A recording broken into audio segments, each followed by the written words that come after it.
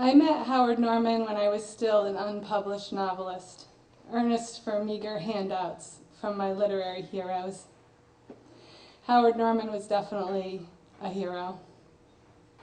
Beyond acting as if it was perfectly natural that an unpublished author had given up everything to write, what I remember most is that he didn't seem to notice I was a tongue-tied schoolgirl in his presence. And beyond all his accolades that I'd read about, his wild adventures, what he wanted to express more than anything was his compassion for a mutual friend who was going through a divorce. And this is what comes through in all Howard Norman's writing. This willingness to be saturated by both the hollowness and the beauty of the human condition, to be affected by life, to really feel. Howard Norman has won the Guggenheim National Endowment for the Arts, the National Endowment for the Humanities, the Lannan Literary Award for Fiction, the Whiting Award, the Harold Morton Landon Translation Award. But beyond all that, what fascinates discerning readers most are the lesser-known facts. How he worked a fire crew with Cree Indians, has written translations of Algonquin, Cree, and Inuit folklore, and writes beautifully in all genres. Who else but Howard Norman would be able to link the accidental killing of a swan, the death of a girlfriend, the murder of John Lennon, a case of the flu that lasted for months, and finally a filicide suicide committed by a house sitter in his own home. All this and more can be found in his riveting new memoir, I Hate to Leave This Beautiful Place. But this afternoon we're gifted because he's going to share an upcoming novel with us that won't be out until next May. Please give a warm welcome to Howard Norman.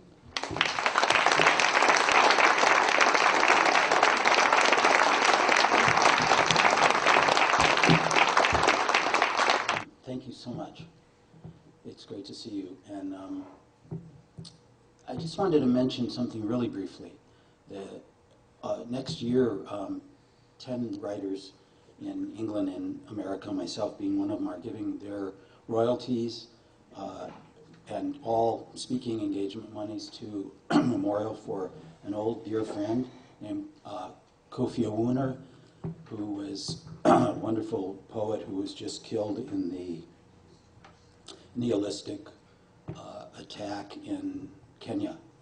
A great writer, great human rights activist. Thank you for mentioning the memoir, but I thought, because of it being Vermont and the drive down and just thinking about everything, that I might read something that's coming out in May. And I'll just briefly introduce it and then read it, and then we could talk if you want, or go home or go to the Thai restaurant. I had this friend who was a history professor in Halifax many, many years ago. Wonderful guy. He lost his young wife to a violent act. Shortly after the incident, he began to see his wife almost nightly, lining up books on the beach. And that alone, and the fact that when my friend passed away, his sister sent me his journals. He had left them in the will for me, which included dozens of highly cantankerous and resilient conversations he'd had with his therapist. And you'll hear what the nature of these were. It all got me to thinking about the deepest insistences of love. And in a sense, all of that's his life, in a sense, sponsored the writing of this novel. I was thinking about how does love in absentia, when somebody's gone, still evolve, still develop. The novel is called Next Life Might Be Kinder, and you'll hear about the origin of that title. So I'm going to read a brief handful of entries in this diary-like novel. The narrator's name is Sam Lattimore. His wife's name, who is gone but here, is Elizabeth Church. She'd been writing a thesis on the British novelist Margarita Lansky, who wrote a novel called The Victorian Chaise Lounge. I don't know if the library has it, but it's a wonderful. And Elizabeth even goes so far in this novel as to purchase a Victorian chaise lounge for their apartment. So not as to create a predisposition, but just to clarify, the therapeutic sessions they're refined. I didn't put them exactly. It's about verisimilitude. But I hope in aggregate you'll get the sense of my friend's nature and his hatred of the idea of closure. Elizabeth Church. After my wife, Elizabeth Church, was murdered by the bellman Alphonse Paget in the Essex Hotel, she did not leave me. I have always thought a person needs to constantly refine the capacity to suspend disbelief in order to keep emotions organized and not suffer debilitating confusion. And I mean just toward the things of daily life. I suppose this admits to a desperate sort of pragmatism. Still, it works for me. What human heart isn't in extremis? The truth is, I saw Elizabeth last night, August 27th, 1973. She was lining up books on the beach behind Philip and Cynthia's house, just across the road. I've seen her do the same thing almost every night since I moved roughly 13 months ago from Halifax into this cottage. I'm now a resident of Port Medway, Nova Scotia. At 3:30 a.m., sitting at my kitchen table, as usual, I made notes for Dr. Nissenson. I see him at 10 a.m. Tuesdays in Halifax, which is a 2-hour drive. I usually stay at the Halliburton House Inn on Monday night and then travel back to Port Medway immediately following my session. Don't get me wrong, Dr. Nissenson is helping me a lot, but we have bad moments. After the worst of them, sometimes I can't remember where I parked my pickup truck. And then there's the numbing redundancies. Take last Tuesday, when Dr. Nissenson said, "My position remains, you aren't actually seeing Elizabeth. She was in fact murdered in the Essex Hotel on March 26th of this year, and she is buried in Hay-on-Wye in Wales, but her death is unacceptable to you, Sam. You want so completely to see her that you hallucinate, and she sets those books out on the sand. It's your mind's way of trying to postpone the deeper suffering of having lost her. One thing books suggest is you're supposed to read into the situation, to read into things. Naturally, it's more complicated than just that. There can be many things at once. My opinion has not changed since the first time you told me about talking with Elizabeth on the beach." He paged back through his notebook. "On September 4th, 1972, your first mention of this. My position remains that impressively creative as your denial is, and to whatever extent it sustains you, it's still denial." "My God," I said, "a life without denial. How could a person survive?" Nissenson smiled and sighed deeply. "Here we go again.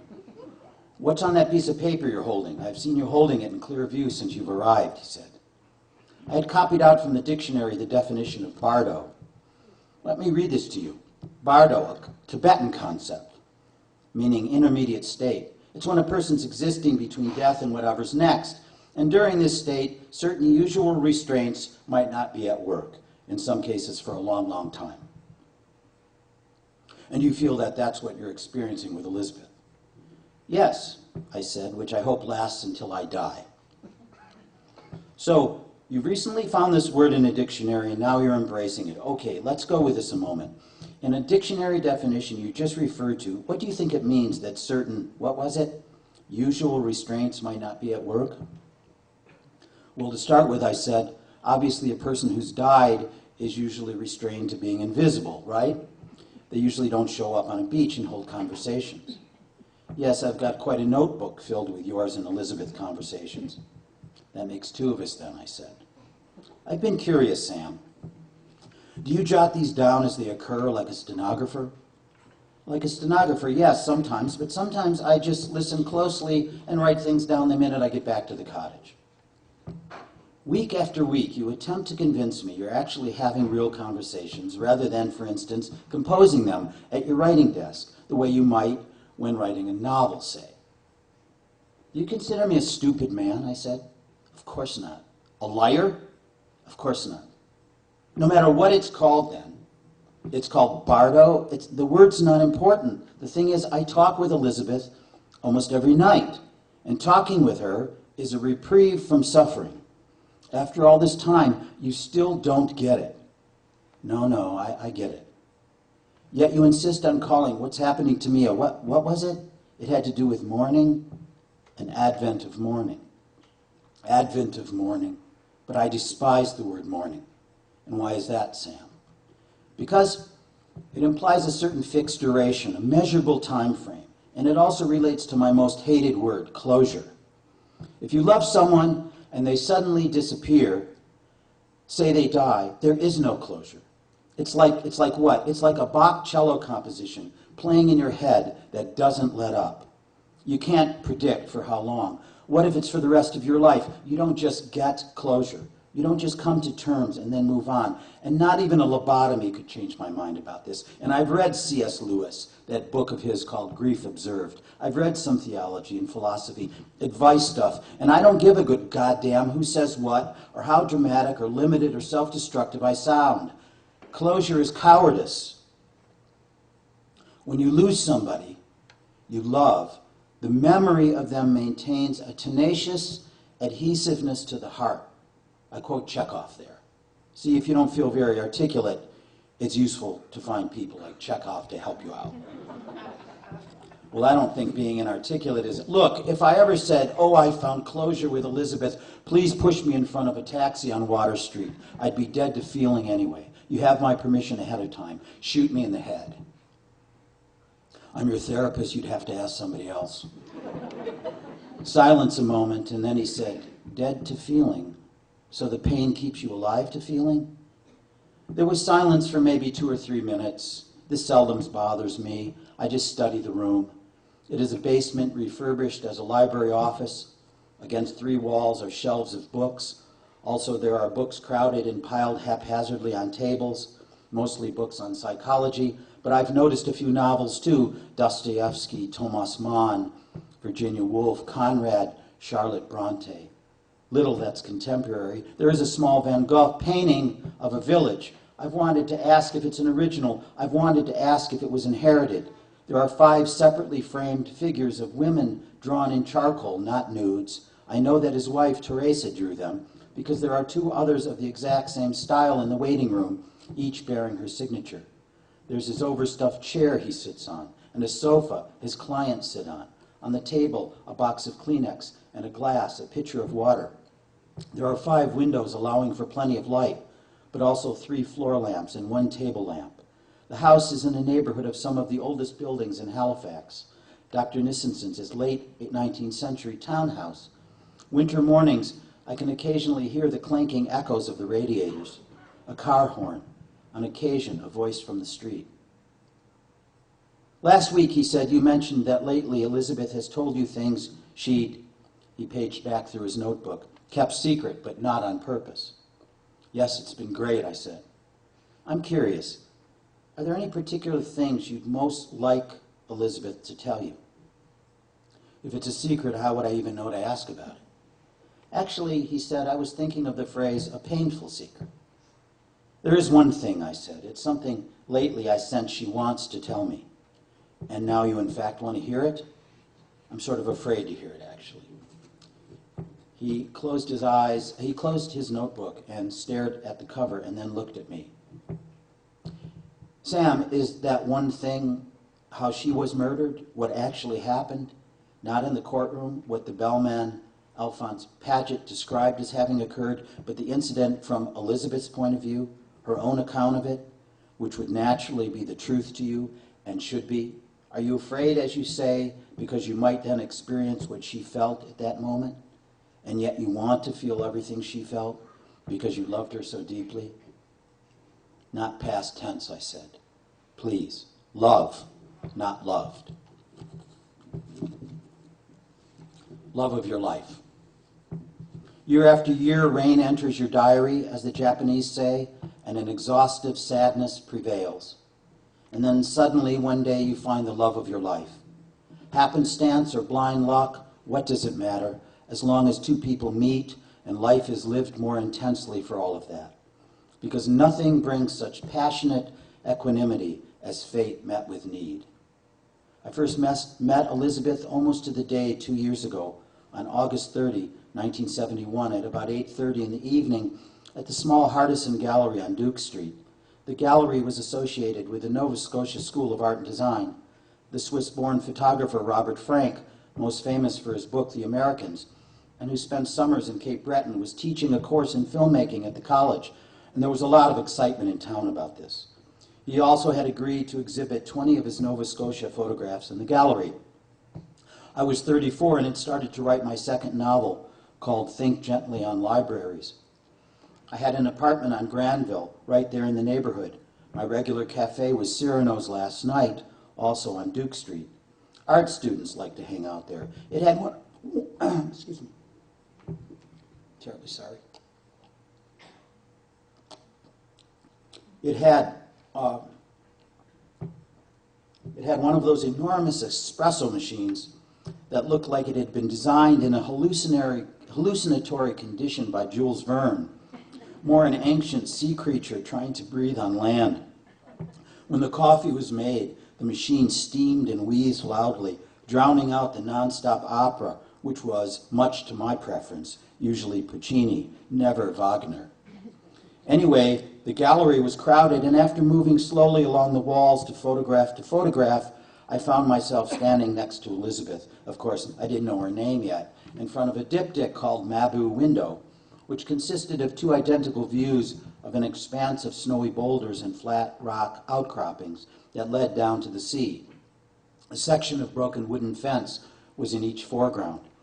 You almost winced at the snow glare, and yet there was a strangely animate quality to the light, as if you were actually seeing wind that contained snow moving toward the water.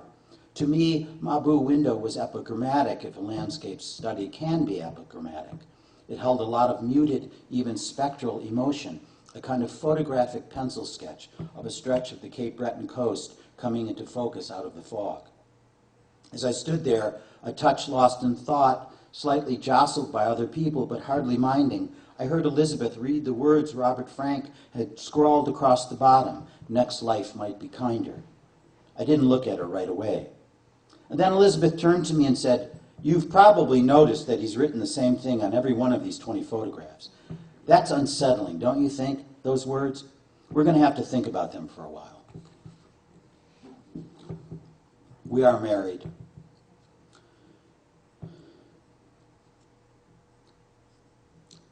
Elizabeth and I were married on January 14th, 1972. We got a marriage license from a deputy issuer, found a justice of the peace, Irwin Abershaw, and arranged for a room in City Hall, 1841 Argyle Street.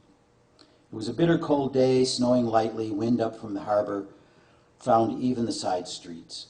Still, on our walk to the City Hall, Lizzie and I held bare hands inside her coat pocket. "I love this old building," she said when we walked up the stairs, "but there are pigeons on the roof, which means the insulation isn't as good as it should be. On the other hand, that's nice for the pigeons." We needed a legal witness, so we asked Marie Liggett, Lizzie's dear friend, a waitress at Cyrano's Last Night, and she was there right on time, 4:30 p.m., and was more dressed up than Elizabeth and me.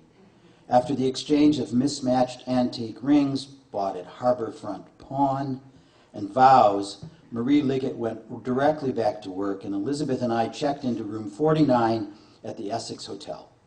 We had already secured room 58, a 4-room suite, to begin our life together in, but we felt that it would be more romantic to spend our wedding night in a different room, even though it was just at the other end of the same floor. We had a light dinner, soup, and a baguette. I just wanted to say that my closest friend up here is a woman named Alexander, and when she read that first draft, I had them eating a big meal, and she said, "Howard, it's their wedding night. Have them have a little soup."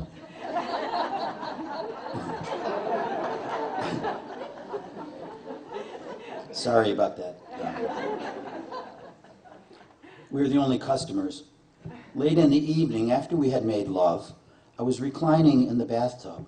Elizabeth appeared naked in the doorway, holding a lit candle on an old-fashioned candle holder with curved handle and wax catcher at the base, and what she said, I thought I'd lose my breath from laughing.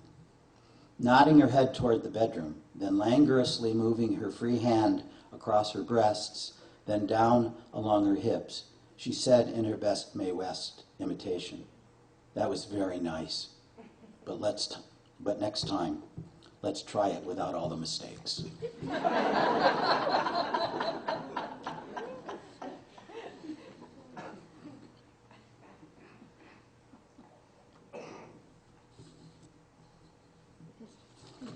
Pass up that one. Another therapeutic session. This one's titled "The Hated Word Closure." Quite late in today's session, I handed Dr. Nissenson an article from an edition of the Toronto Star someone had left in the cafe at Vogler's Cove, where I often go to watch birds. I'd cut the article out and carried it in my wallet. He read it and said, "You've underlined just one word." "Okay," I said, "so this woman in a small town in Ontario," Dr. Nissenson looked at the article. "Mary Yamada, age 29, he said. He then gave the article back to me. "Well, she's shot and killed by some lunatic just walking home from a movie. The next day, the murder took place at 9 at night. The very next day, some idiot from the mayor's office says," I read from the article, "Mayor David Crombie visited the bereaved family of Mrs. Yamada and offered his condolences. He said he'll pray for their daughter and for them to soon find closure with this tragedy." "All right, thank you, Mayor. It's been over 12 hours already. We should be over this. Maybe we should just go grocery shopping. Maybe we should just go to the movies. Oh, by the way, Mayor shithead, where's the Office of Closure? Can you write down the address, please? We'll drop by as soon as we can. Are there many forms to fill out? Oh, by the way, did you actually say soon find closure? Get out of my house, you goddamn fucking useless moron. Guess what? I'm not voting for you next time." Dr. Nissenson didn't know where to go from there. I didn't know either. We said nothing for 10 or so minutes. A charitable way to view this, together we afforded him time to write in his notebook.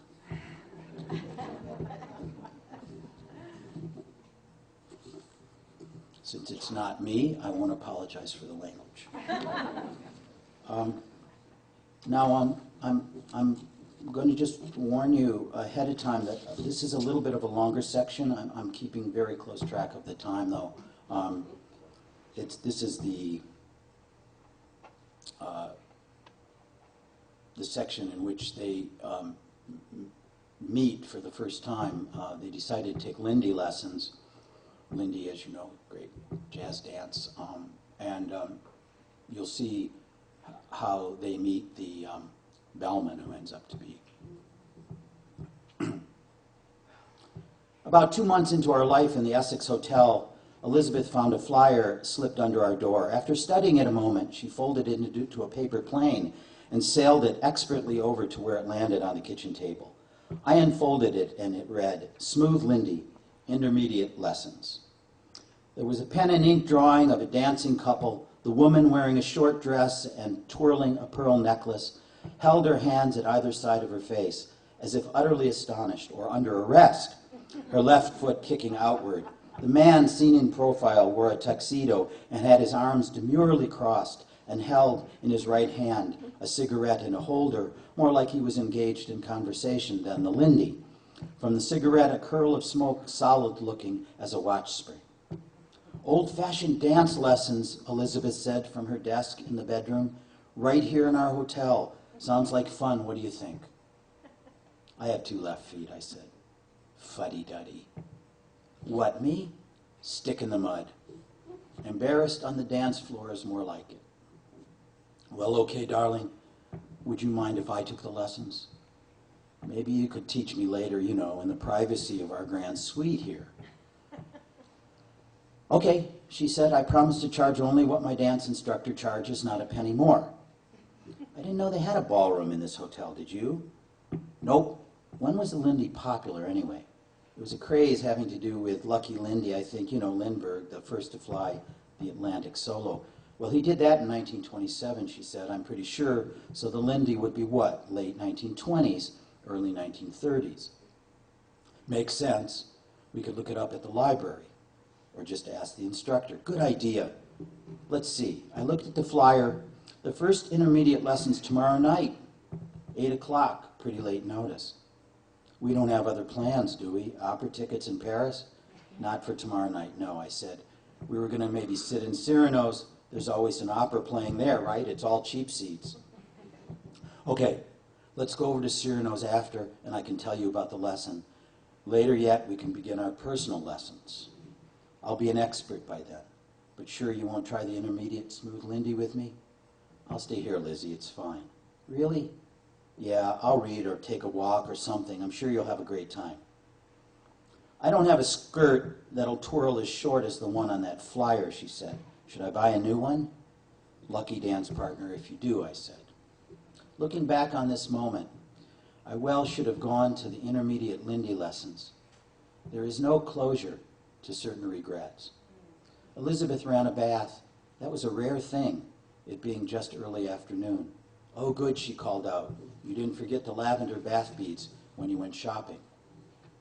The evening of Elizabeth's first intermediate Lindy lesson, we had a light dinner, omelets and bread.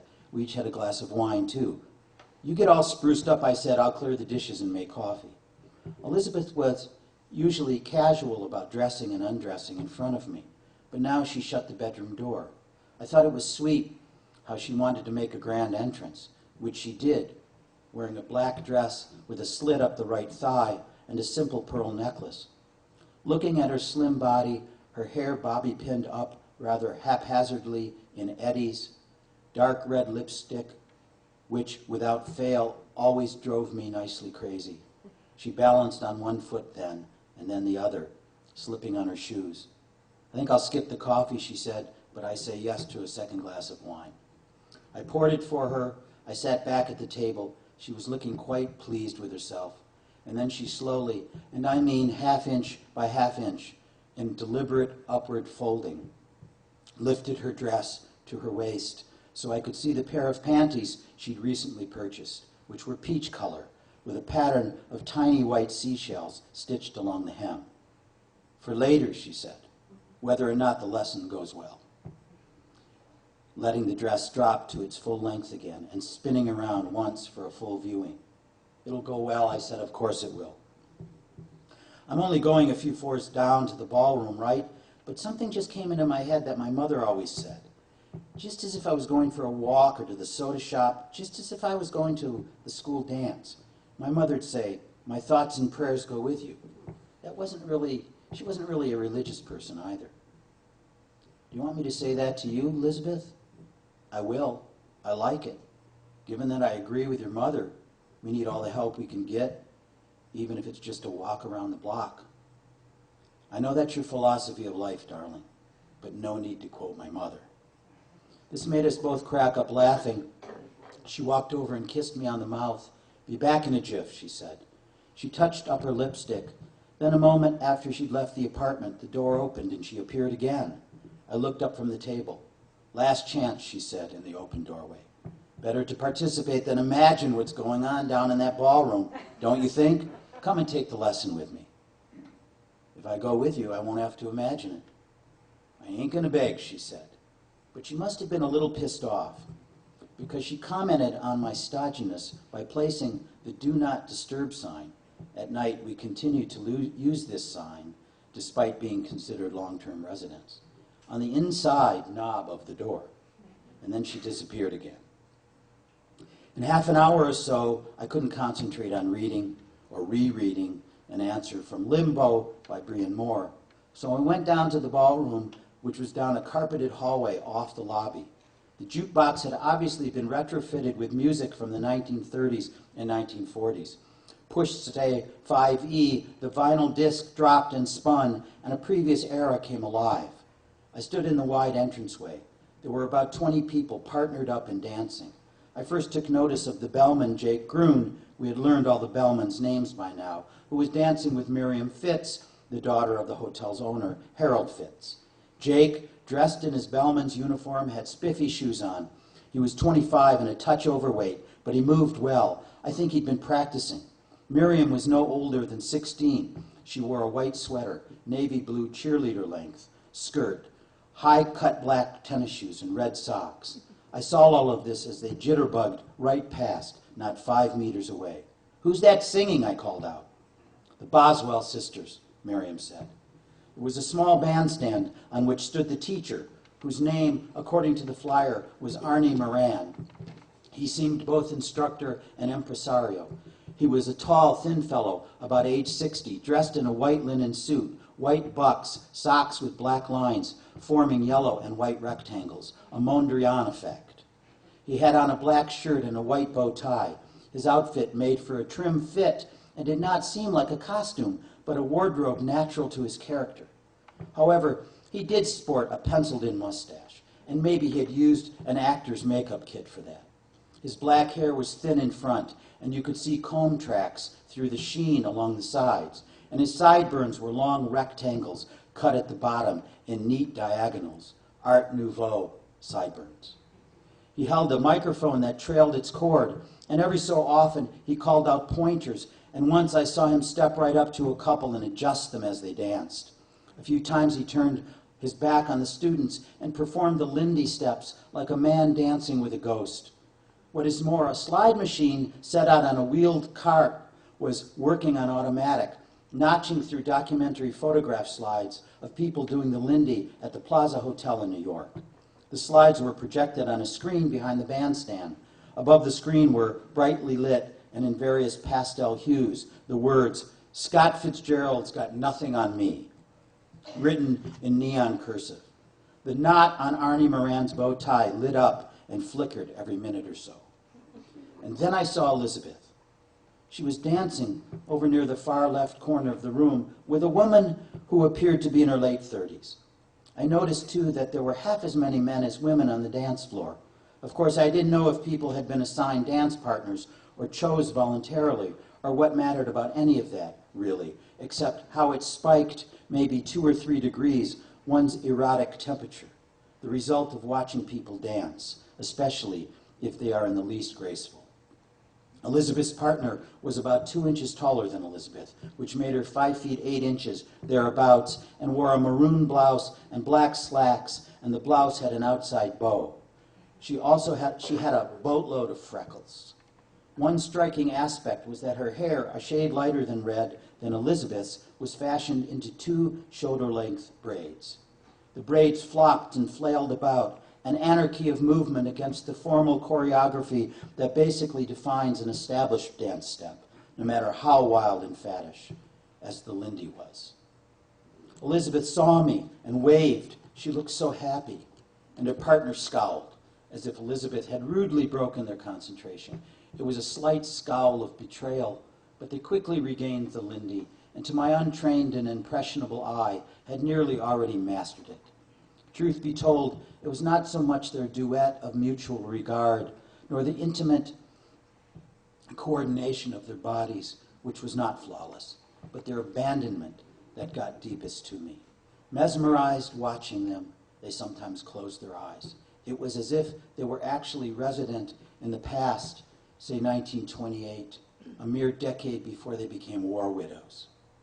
At one point, Arnie Moran lost his composure, or fully realized his alter ego, and in a crooner's voice said loudly into the microphone, "Yowza, yowza, yowza! The Lindy is a dance of love and romance, made to free the bohemian soul, my friends. Yes, sir, yes, sir. He spun on his heels, faced the projector screen and said, gotta cut a rug. In response to Arnie Moran's revelry, Elizabeth's face scrunched up in mild disgust. Quickly, though, her expression was full of pleasure again. Arnie Moran was that quickly forgiven. His, by Elizabeth lights, cloying indulgence. Elizabeth and her partner each leaned back as far as they could while still holding hands. Should either let go, the other would fly dangerously backward. Free hands fluttering in the air. The Lindy Hop. When the Boswell sisters' song ended, Arnie Moran all but shouted into the microphone, "Let your fancy feet get their money's worth," and right away punched the jukebox buttons, and on came another fast tune. And this is when I saw Alphonse Paget, who'd been dancing with another woman altogether, make a beeline for my Elizabeth. Her most recent partner had gone to the ladies, and when she returned, shot Paget a nasty look, then more or less stomped out of the ballroom, which of course left Paget's recent dance partner, the odd woman, out. Arnie Moran didn't miss a trick. He saw the lopsided arithmetic of the situation and jumped chivalrously from the bandstand, bowed deeply in front of the abandoned woman, took her in his arms, and dipped her back with dexterity and flair, and she was at once convinced. But now Alphonse Paget was holding Elizabeth and insisting that they slow their movements to 45 RPM, despite the fact that the tune was played at 78. I could see Elizabeth acquiesce for the sake of not making a scene, but she kept Paget at arm's length. He'd pressed forward. Elizabeth would stiffen her arms. In a moment, Arnie Moran navigated his partner close to Paget and kicked him in the ankle without hardly breaking a stride. Paget winced and then let go of Elizabeth and limped over and sat on the bandstand. When Arnie Moran sashayed his partner past Paget, Paget formed a pistol with his finger and thumb and aimed it at Arnie Moran and pulled the trigger. When the song ended, Elizabeth walked over to me, threw her arms around my neck. She smelled of perfume and sweat in a way that made for an elixir, and whispered, "I did pretty well till that creep made his move. Really creepy. You recognize him? It's Bellman Paget, who originally delivered my chaise lounge to our room. Let's go now. I'm all done in." It was about 9:30 when we got back to our apartment.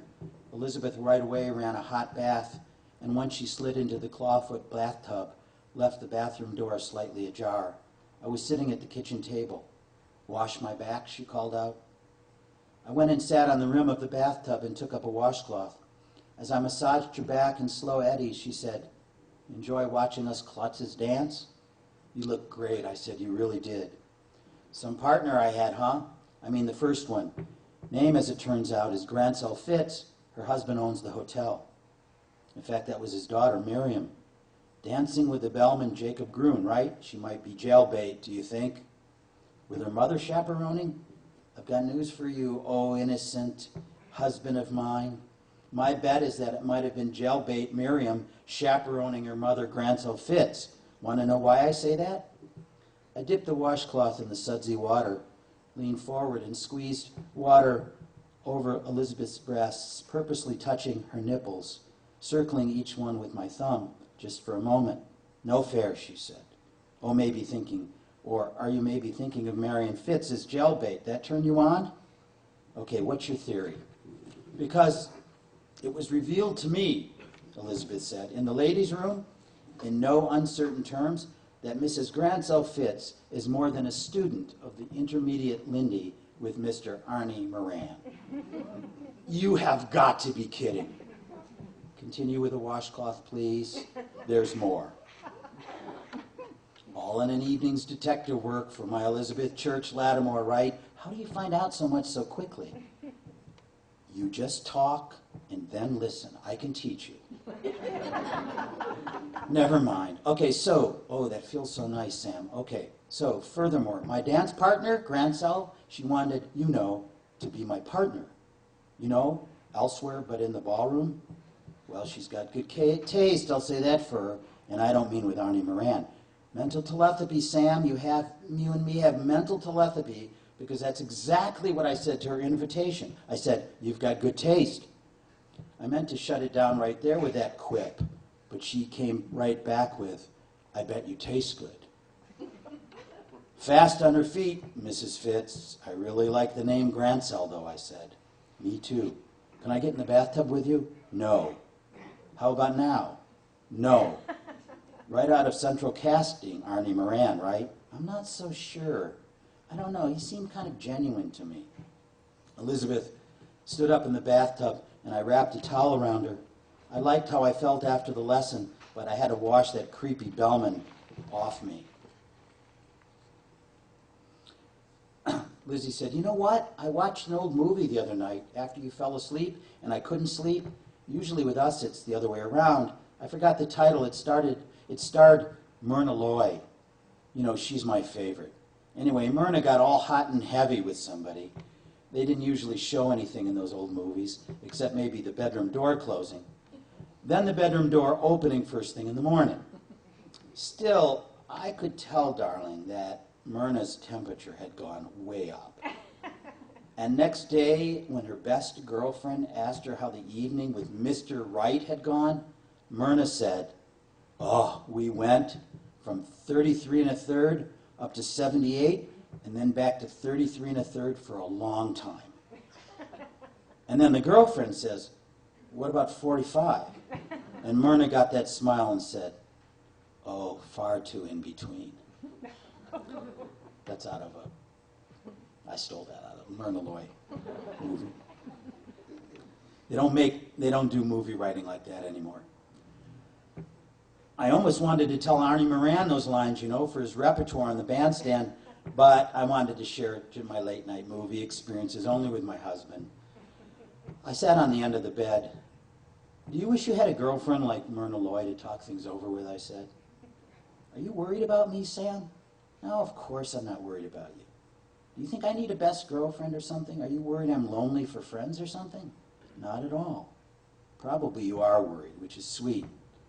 But if I can't have Myrna Loy, I'll go it mainly alone.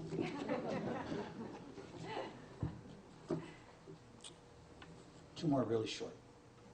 Are we going to? Not on our count. Oh, no, I don't want to, this greediness. This is called Kiss Me Upward from My Knees. Sam, you need some employment, Elizabeth said. This was a few days after Elizabeth's first lesson in the intermediate Lindy. We were down to $320 in our bank account. I'm working on my novel every day, I said. I know. If anything, I know that. But can we take turns being the practical one? I'll go first. I saw this advertisement, and I think it's perfect for you. The CBC has an interesting thing going, and they're looking for writers. You could write for radio. Listen, I've got the clipping right here. CBC Radio is undertaking an ambitious reprisal of the cultural atmosphere of the 1930s and 40s and 50s. I wrote for this when I was living in Halifax, featuring the radio entertainments most popular during those decades. Okay, I said, I admit that sounds interesting. One program they're hiring writers for is called You Can't Do Business with Hitler. The Shadow of Fu Manchu, that's another one. Sam, but the one I thought you'd be perfect for, and I even remember hearing it on the radio as a little girl once or twice, it's called Mr. Keen, Tracer of Lost Persons. Melodramas about a detective named, let me guess, Mr. Keen. I typed up and sent your resume last week, including a copy of your first novel. You already went and did that? Yes, I did. And did I get a response yet? Yes, you did. In fact, they called this morning when you were out. You have an interview. Darling, my fellowship money is dwindling fast. I can waitress. I don't mind. I'd apply for the radio work myself, but my brain doesn't work that way. I couldn't make up dialogue and all that. Besides, Margarita Lasky would definitely be too jealous a mistress. I have to stick with her. The interview, 4 p.m. tomorrow, the CBC office, 450 Cogswell Street. The interview went well, and the CBC gave me 4 cassette episodes of Mr. Keen, Tracer of Lost Persons. I go into all the description of all the episodes. One is called The Case of the Author Who Lost His Soul. I wrote that one. The synopsis was Jane Merrill asks Keene to locate her ex, Stephen Giddings, a struggling author. An unpublished novel he wrote years ago is now in demand. Giddings left Jane to wed affluent Rita Stanford. I played the episode, the original episode for Elizabeth that night. "Oh, this will be a piece of cake for you," she said. I'm not sure I like that response, seeing the title is Author Who Lost His Soul. It's fiction. Just pretend to be somebody else. I wrote the episode and got the job. To celebrate my becoming employed, Elizabeth made a salad, niçoise, and creme brulee for dessert. At the kitchen table, I was typing away at my first paid assignment, a rewrite of the 5 episodes from 1939 entitled The Case of Lucy Dare's Real Family. Elizabeth was wearing only a denim work shirt, a few sizes too big for her, held together by only one button at the navel. "Making your favorite aphrodisiac salad for you, darling. I bought an expensive bottle of Chianti, too, way too expensive, but I couldn't be happier." She took a small fillet of tuna from the refrigerator and seared it in a pan slicked with olive oil for just a few moments. She took out a head of lettuce, washed it leaf by leaf under the spigot, pressing each on a paper towel to soak up the moisture before setting it into the big wooden bowl. She put 2 large red potatoes on boil over the gas flame. She put a handful of green beans on boil. She took out the breadboard and cut 3 scallions into 1/4-inch pieces and pushed them with a knife into a saucepan where she sautéed the scallions for a minute or 2 in olive oil. On a separate breadboard, she cut the tuna into 1/4-inch pieces. She took out the potatoes, peeled off the skin, and cut them into neat rectangles. She put the potatoes and fish and scallions in with the lettuce. She sprinkled in peppercorns, laid the green beans on top. She cut in half a dozen or so sweet grape tomatoes and set them onto the bowl. She emptied a can of white kidney beans in. She prepared an oil and vinegar dressing. She tossed it all lightly, just twice, with long wooden spoons, and set the bowl on the table. She brought out 2 plates and forks and cloth napkins. She took the wine from the refrigerator and poured us each a glass. I was famished, and the salad looked so great. "Thank you for all this," I said, and reached for the bowl and wooden spoons that lay crosswise on top. But before she sat down, Elizabeth put an album on by Marianne McDonough, "Winter Trees," on the photograph, and set the needle to the song called "Upward." Fiddle, guitar, and flute, accompaniment, a voice straight from the Cape Breton Highlands. The first stanza was, "It only takes 1 glass of wine to do as I please. The breeze gently unbuttons my blouse. I comb your hair with my fingers. You kiss me upward from my knees." As the song continued, Elizabeth opened the last button of her denim shirt. "Last night I was reading an Acadian romance," the song continues. "All pounding hearts and rain, and owls at prayer in the trees. When my sweet love, you set my book aside the pillow and kissed me upward from my knees." "Get the hint," she said. She lay down on the Victorian chaise lounge. Elizabeth used to say, "I have certain defining impulses." I'm going to end now. Thank you for being so patient. I'm going to end with a last therapeutic session. A little bit autobiographical. This one's called "They Crossed Over." Dr. Nissenson was nursing a cold. He had a dehumidifier on, but the sound didn't really interfere with our conversation. He was wearing a knit vest under his sports coat. "I saw this program on television," I said the moment I sat down. "It's called They Crossed Over. The guy whose show it is, he's a charlatan." "I've never seen it," he said. "Describe it for me." "Okay, this guy's name is David Corder, average looking, about 40, but so obviously average looking. Supposed to be a kind of everyman, I suppose. Regular fellow with this astonishing gift of being able to contact loved ones who have crossed over.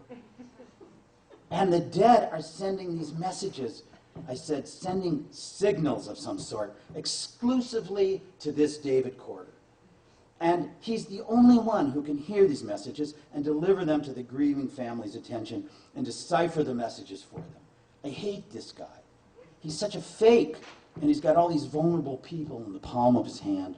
I can't even imagine how much money he makes off this. I mean, he'll never run out of messages, will he? His show will run for a century.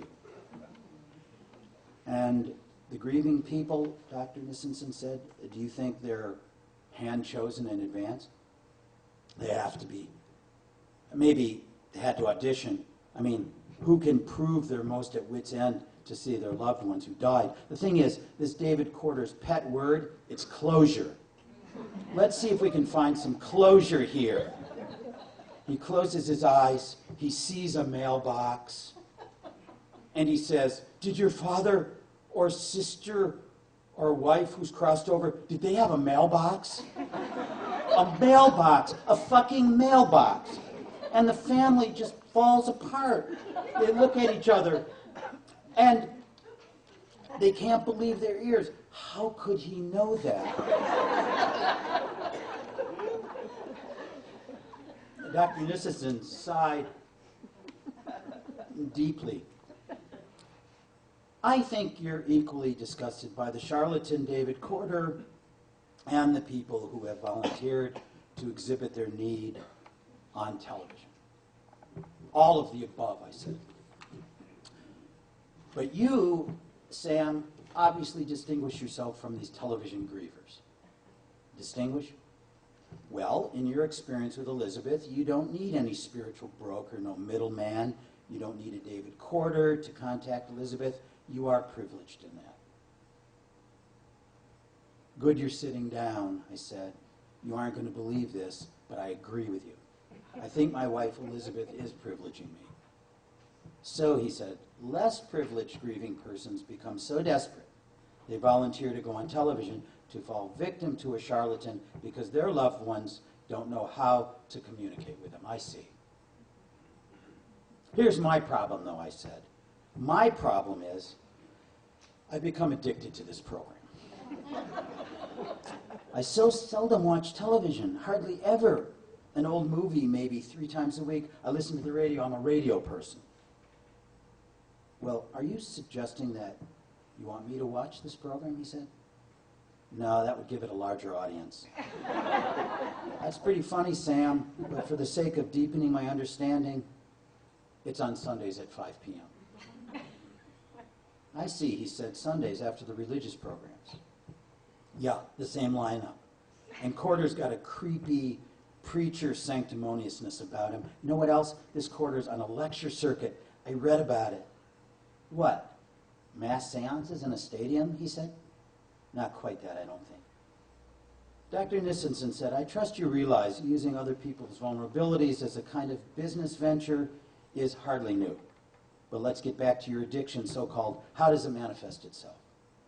My neighbors, Philip and Cynthia, who I mentioned a lot last Sunday, they invited me for dinner at 5:30 because they wanted to eat early so we could all go down to Liverpool to hear an all-Beethoven concert, a string quartet with a good reputation. I really wanted to go with them. Nothing I love more if the musicians are good.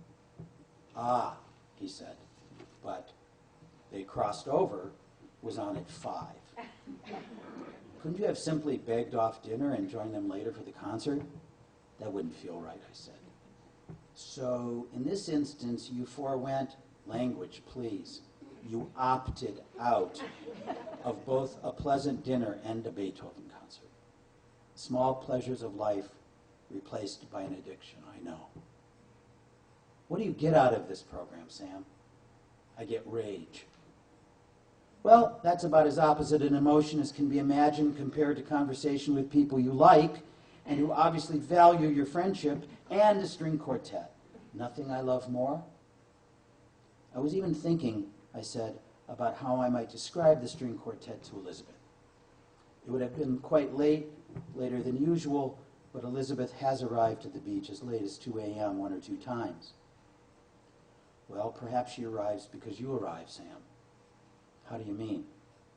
I was just wondering, have you ever thought of staying back up the beach, up near Philip and Cynthia's house, even in their living room or on their porch, and wait for your wife to show up on the beach and then join her there? To what purpose? You keep suggesting these little tests. Do you realize this? You keep suggesting tests to verify. My intention is not to test you about anything, Sam. Let me put it directly. It's been quite a number of months since your wife was murdered. You are still seeing her lining up books on the beach. I am both happy for you and deeply concerned. I am impressed that you do not need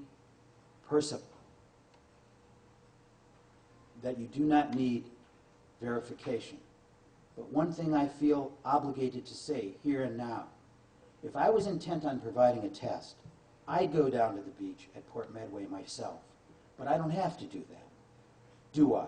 Because almost every week you take me there. Holding on to the glass tightly, I flung the water at Dr. Nissenson.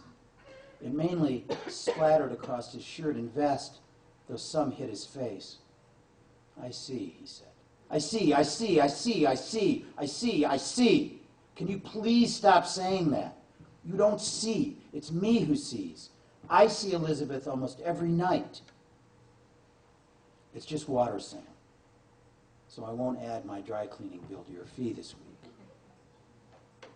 I apologize, this David Corder got to me, I guess, plus that word. Yes, I noticed.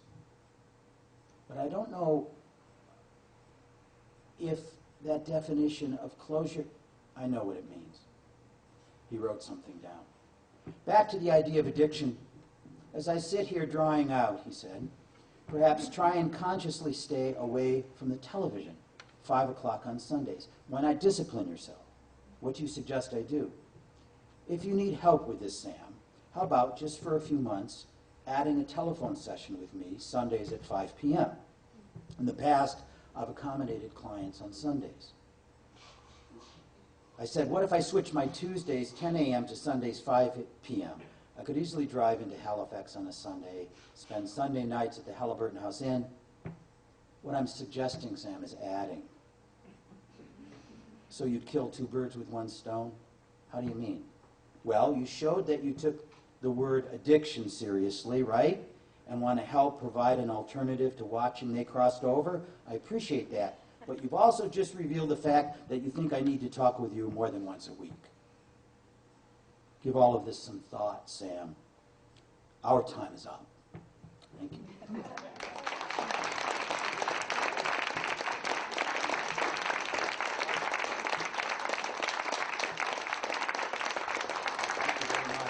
But if anybody wants to ask anything, or can't imagine what. Yes? I'm always interested in excellent, good writers' writing habits, like schedule, longhand, not Writing habits? Yeah, well, your schedule, really. How do you write? Well, it's both mundane and long practice. So for me, I spent 9 years in the high Arctic of Canada. I spent 9 years in up above 52 degrees latitude, and because of the light there, the crepuscular light, you lose a kind of boundary between what day and night is. And right in those years, in my early 20s, I would start to find myself getting up very early. And that transferred into a writing life. So I work, I can't imagine it's of any interest, but I work from 5 to 9 every morning, even if I go to bed at 4:30. And that's approximately 3 espressos. And then I write letters. I still have an old-fashioned epistolary life on a manual typewriter. I still type on a Royal typewriter. I just sent 686 letters to William Merwin, W.S. Merwin, great poet, who's in Hawaii. We corresponded for 30 years. And the person at the archive there said, well, where's the email ones? And I said, there aren't any. So I work on letters or translations or just stuff like that the rest of the day. But I think about 4 hours for me is what I can do. And that's when I'm working on a book, it's 7 days a week till I get a draft done. But Sometimes books go faster than others. This one that I read from went through 37 drafts. But that's little emendations and little refinements, that they're not complete drafts. And then it goes to my 2 readers that I've had for 30 years, and then it comes back. I have a whiskey and start in again. So it's a pretty, I guess habitual is an accurate phrase, but it's more just simply a kind of, I suppose, a passionate discipline. It's not unlike a lot of writers, I think. Yes? What was it like for you having a dialogue there to work with and finding a story to wrap around Yeah. dialogue versus your other books, which were your own creations? The ethical dimensions of this book, I must say, were vexing for a long time. This was virtually my closest friend in the world. And he fell into great disrepair after his wife died. He lost all normal purchase on things, a slow dissipation, whose trajectory was very hard, to the point where he and his sister and I moved in with him for about 3 months. But I think that was a fait accompli. And so years later, I tried to write it, and then it just didn't work out. But his sister came to stay with me, and we started talking about it, and she just gave me some more anecdotes, and it just started like that. So he was a writer, of course, himself, although a historian, and so his dictations, or shortly afterwards, his descriptions of these therapy sessions, there were maybe 300 or so notebooks, along with other things. But you could also see the slow, which Chekhov called the maligning of the senses, as he got deeper into his pathology and then died. But so this was a completely different experience for me writing this book. First of all, it's more modern, set in the 1970s, and that's modern for me, for my writing. But also, I think I do feel the spectral quality of everything also includes him on some level. I don't mean that he's over my shoulder or anything as sentimental as that, but just a certain ability to... novels are like seances, you try to get a vivid immediacy, but there's always a slight quality that's not attainable, and I think maybe that's the realm where the subjective and the objective, you have to really be vigilant about that. So that's what this was like. Once I started in on it, though, it went relatively fast for me, which is a couple of years. Let's have a couple. Maybe one more, yeah. People are so generous to come out. We can. I was really interested in the way the word closure moves through this piece, and Yeah. I heard you interviewed on DPR earlier in the summer, and then you Oh said- God, was I? No, it was a great interview. People should listen to that. Yeah, we all. One of the things you said there was that something about that the underlying theme of your memoir was against closure. So I wonder if you could reflect I'm on not- that in your life as a memoirist and a fiction Well, writer. I think that memoir was unusual circumstance. Try to be brief, considering things. There's a lot of painfulness, yes, and I tend to quote Chekhov a lot lately because I'm reading his giant collection of letters that just came out, and he says, sadness is more adhesive. It stays for some reason, and sometimes happiness sort of is more disappears. As somebody who, as somebody who kind of works himself up to melancholy every day, that idea of closure is not meant to say that I'm masochistic. I don't believe in hanging on to pain if it, for the sake of feeling pain. I just mean that some things seem to be, the things that mean most to you, or the people that mean most to you, how do you comport yourself once they're gone? And so it's more like that. It's a theology that is not worked out by any means. And, you know, that VPR show, Vermont Edition, is interesting because, you know, they put the callers' questions on a screen, and you can nod and say yes to this one or not to that one. But afterwards, you sit and talk to people. And one guy called from near Woodstock, and he said, well, I'm 94. I have one question for this author. Does he ever lighten up? And I do lighten up all the time. I mean, you can tell. It's just that I think lately I've just been thinking about that kind of thing.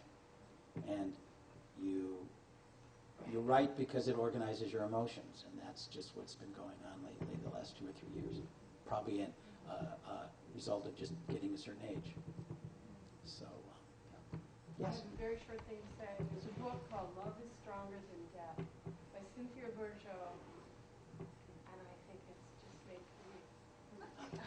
Okay, thank you. Thank you. Anything else? Thank you for coming out. I appreciate it.